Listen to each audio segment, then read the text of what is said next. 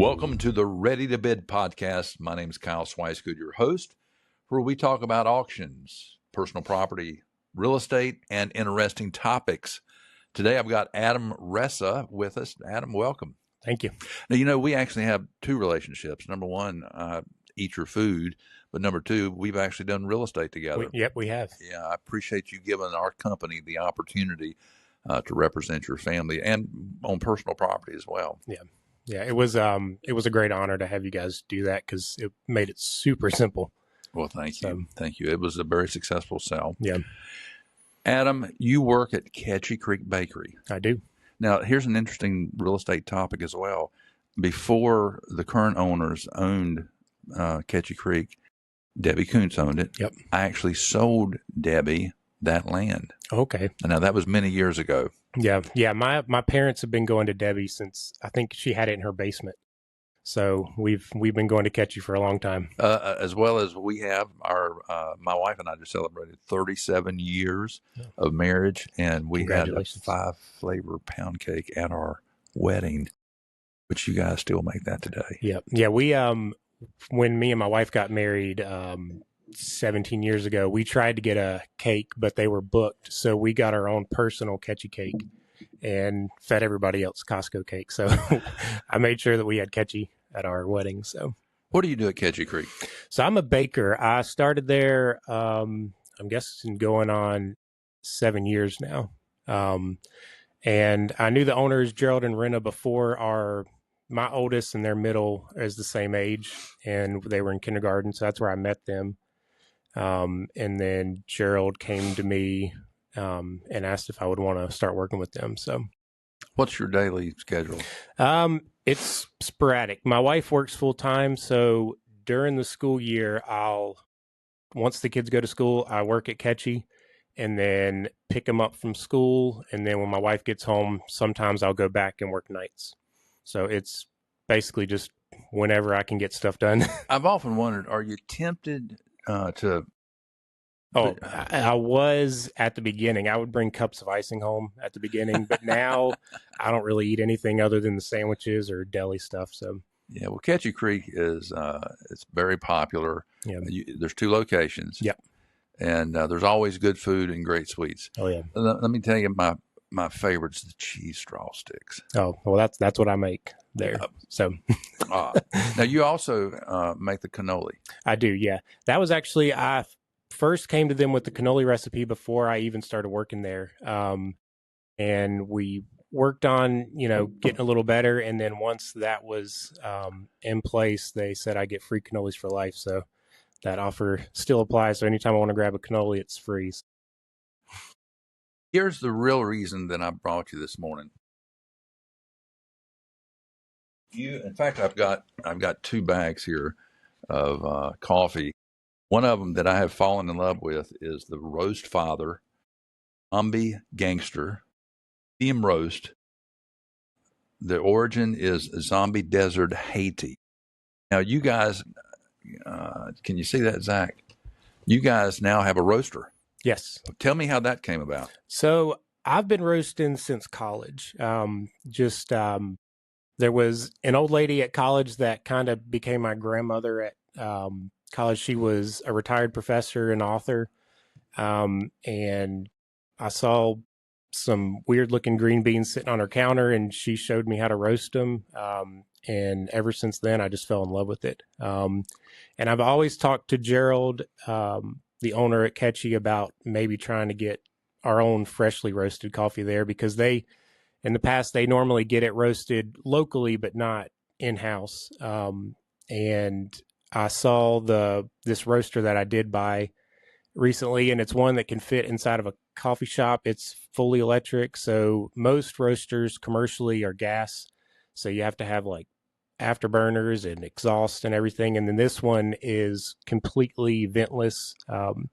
And I talked to him about a year ago, and he was interested. So we went on with it. What's the name of, tell the folks what the name of the roast is. So, the company name? Yeah. Right here. So the Roastfather, I'm from Davie County, but my dad's from the Bronx. Wait a minute. It's the roast what? the Roastfather. Where did that come from? Well, I'm part Italian, and down here in the South, if you're Italian, you're automatically in the mafia. Ressa. So, yeah, Ressa. I guess Twice Good is not an Italian name. Yeah. So yeah, you got that vowel in the end. You're associated with that type of stuff. With my dad being from New York, I've always, because it's two different worlds, the South and the North, and I was always fascinated with, New York life, the mafia, and I'm gonna make you an offer you can't refuse.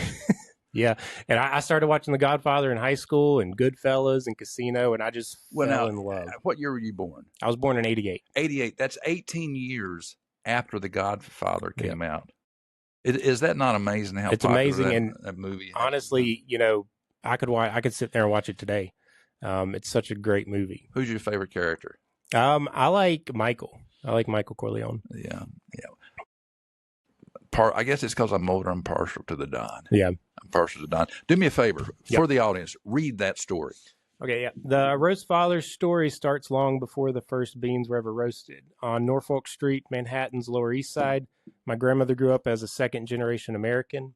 In the Bronx, my grandfather came up in the tenements as a first-generation American. Brick buildings stitched together by fire escapes, families bound by grit, respect, and loyalty. These old neighborhoods lived by a code: hard work, standing by your own, and never cutting corners. That's the same code we roast by today, respecting our product, our customers, and the work behind every bean. Roasted with clean electric heat, no fumes, no shortcut on a bellwether shop roaster, cutting CO2 and keeping the process honest. The way the old neighborhoods taught us. Whether it's after Sunday dinner with family or a late night sit down to handle business, this coffee stands with you. So I'll make a confession here, and my friend in Montana is going to love this, cameraman. I like Pike's Place coffee from Starbucks. Yep. And I have put it on the shelf. Oh, this nice. You need to hear me, guys. Go to Ketchy Creek and buy this coffee. It is it's not bitter. I hate to be a coffee snob, but maybe I'll become one. It's not bitter, and I like mine black. Do you drink yours black? Black, yeah. Attaboy. Well, I think it's interesting that you brought your family into it, and you are tracing yourself back to the New York roots, because Moxville is not Manhattan. No, not Manhattan. Not. But what you're telling the story here is the integrity of work ethic is what brought about this coffee roast. Yeah. How's the sales? Sales are doing great. Our main goal at first, obviously, was because I'm roasting for Ketchy Creek, so we're replacing the Ketchy blend, which we have done already. So about a year ago, I started trying to recreate our most popular coffee at Ketchy's, the French vanilla and hazelnut flavored. So we've dialed that in really well.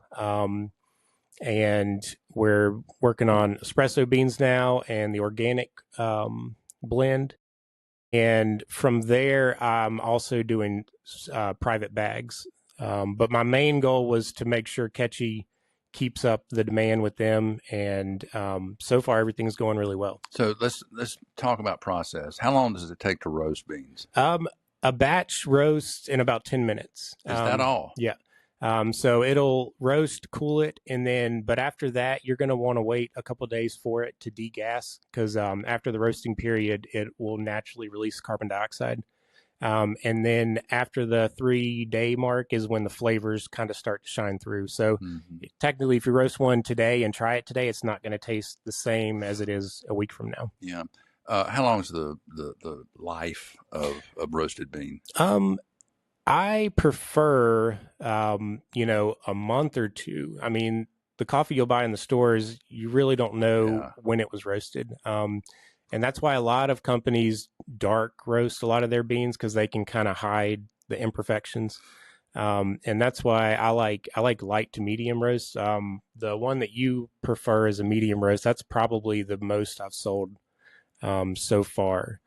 But I like to, and the main thing with this bellwether machine is I'll roast, it roasts 3 pounds at a time, and I can continuously roast up to 13 batches at one time. So My main goal is to try to put some bags out, let them sell, and then remake more instead of just making a ton and then having them sit for, a month or two. Mm-hmm. So normally whenever you'll buy a bag in Catchy, it'll be roasted within the month. Well, the thing I really appreciate about you, and I know Jordan and Rena love this, you take a lot of pride in what you do. Yeah. And it's obvious. I mean, you came by the office and brought that bag, and it was whole beans. Mm-hmm. And I've got a grinder, but Yeah. I hadn't used it in a long time. And so I brought it home, and I'm like, that was nice of him, whatever. I really appreciate it. But then I woke up one morning, I said, I'm going to try this. And my eyes were open.